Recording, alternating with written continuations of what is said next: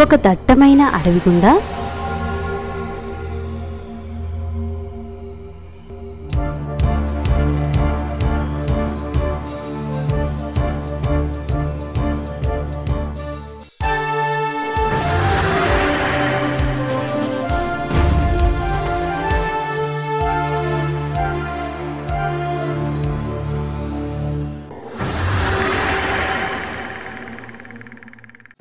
ఓ పిల్లవాడు హాయిగా ఆడుతూ పాడుతూ గెంతుతూ వెళ్తున్నాడు. అదే అడవిలో ఒక తోడేలు చెట్ల మధ్య నుండి వస్తోంది. ఆనందంగా ఉన్న పిల్లవాడు తోడేలుని గమనించలేదు. అకస్మాత్తుగా తోడేలు అతడి ముందుకు వచ్చి నిలుచుంది. భయంతో ఠక్కమని ఆగిపోయాడు. తప్పించుకోవడానికి అటూ ఇటూ చూశాడు. మార్గం కనిపించలేదు. ఎటు వెళ్ళినా తోడేలు మీద పడుతుంది. దీని బారి నుండి ఎలా తప్పించుకోవాలా అని ఆలోచించాడు. ఇంతలో ఒక ఆలోచనొచ్చింది.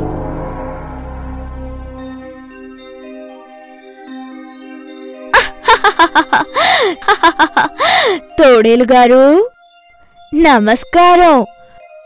ఆహా, మీరు ఎంత గంభీరంగా ఉన్నారు.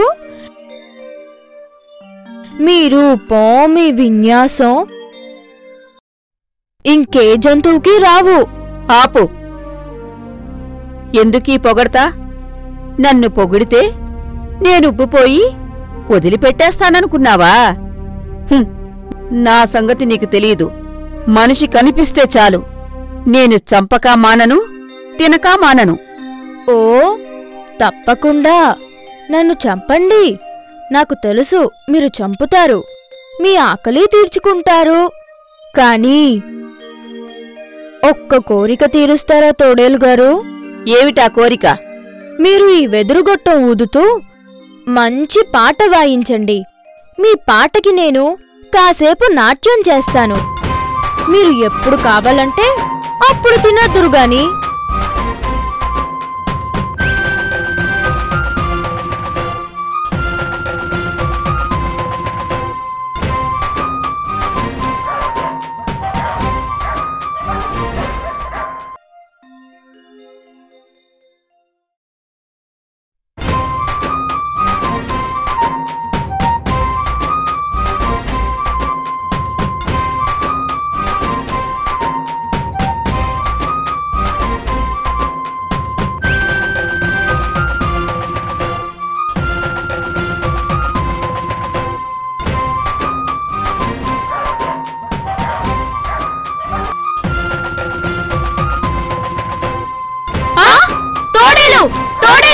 వాద్యానికి పాపం పిల్లవాడు నాట్యం చేస్తున్నాడా?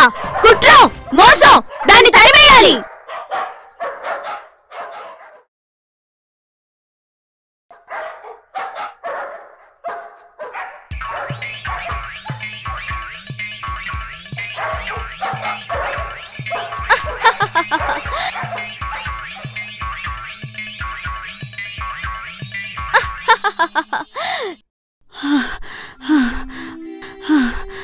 బాబూ, తెలివైనవాడివిరా.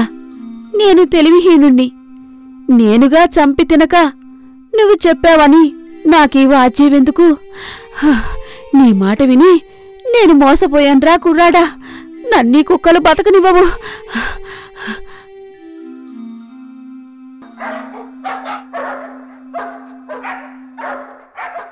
అమ్మయ్యా, నా ఉపాయం పనిచేసింది. ఆలోచన ఉంటే ఎలాంటి శత్రువు నుంచైనా తప్పించుకోవచ్చు. తొందరగా ఇంటికి పోతాను.